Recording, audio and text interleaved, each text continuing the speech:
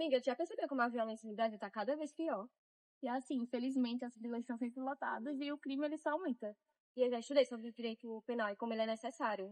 E acredito que antigamente os crimes eram severamente punidos. E talvez seja a solução, né? Eu acho que não. Porque, por exemplo, eu já vi algumas pesquisas que mostram que a lei, por exemplo, como olho por olho, dente por dente, sempre dá errado e só piora a situação da sociedade. Tu acha que isso fica como na nossa realidade atual? Assim, eu acho melhor a gente perguntar aos professores, é mais fácil. É. Bom dia, professora. Bom, a gente tem uma dúvida para tirar. Como a evolução do direito penal ela atribui na nossa realidade atual? Então, essa pergunta de vocês é muito importante. É necessário compreender como a criminologia e como o direito penal eles vão agir juntos para que exista uma ordem na sociedade. A criminologia ela é uma ciência que não só estuda como punir os crimes, e sim porque eles ocorrem. Por exemplo, as pessoas que vivem em comunidades, elas estão numa realidade muito violenta. Então isso significa que algumas pessoas acabam sendo influenciadas e entram para o mundo do crime. Então é necessário compreender por que elas fazem isso, para que o Estado possa tanto prevenir como trazer as sanções que sejam justas para isso. E como a criminologia atua depois do crime? Então, é necessário compreender que a criminologia possui 4 principais objetivos. O primeiro é estudar o crime em si, então o ato ilícito que acaba ferindo os princípios da jurisdição.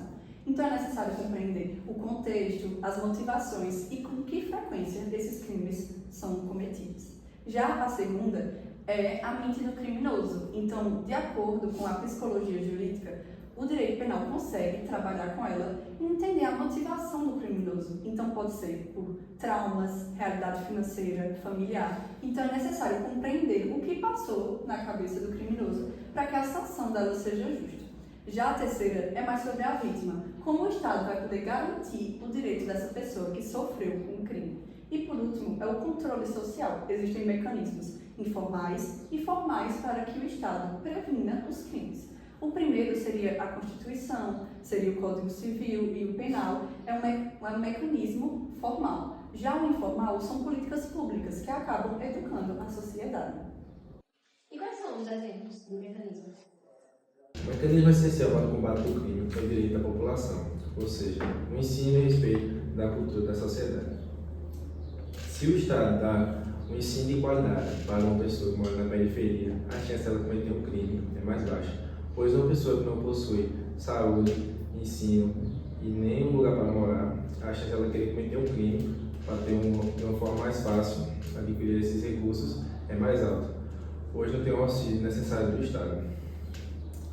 E com isso, vocês podem assistir o jornal que vai acontecer hoje à noite, que o tema é Direito. E ele vai ter um debate sobre o tema que vocês estão pesquisando e vocês vão poder aprofundar mais.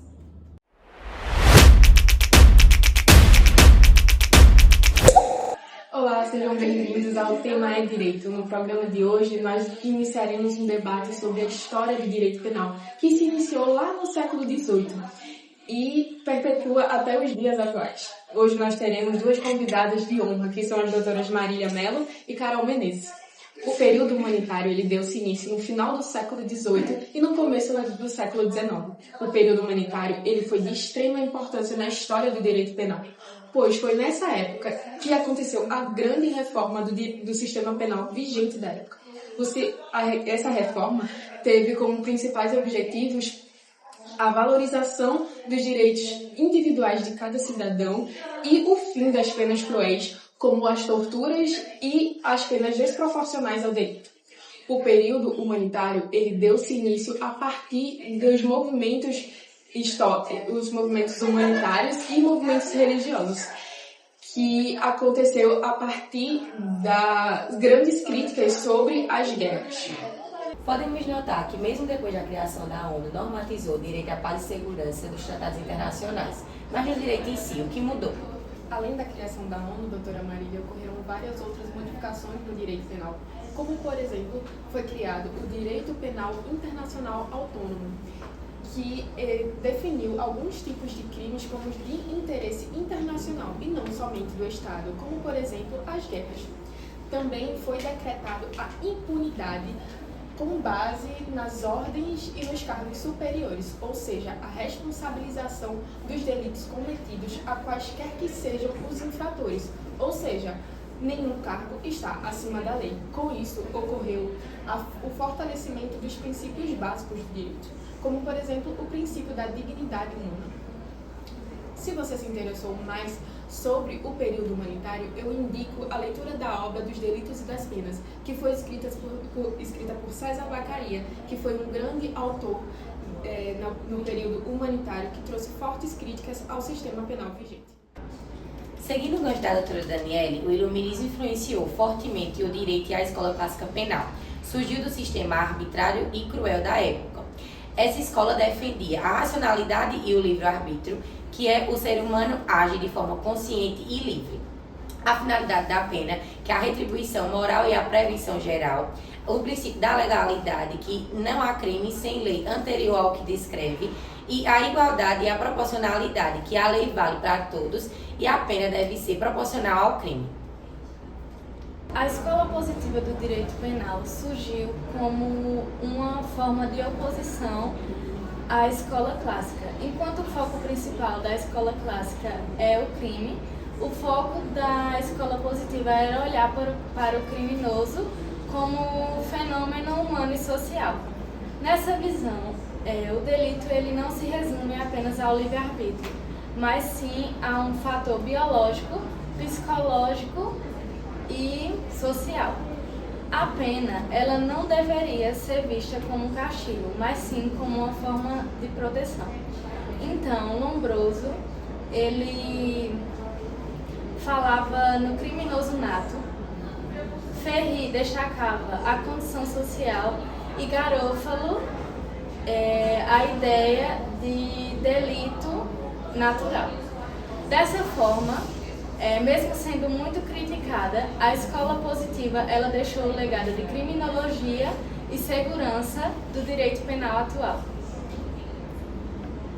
Eu agradeço a participação das doutoras e até o próximo capítulo.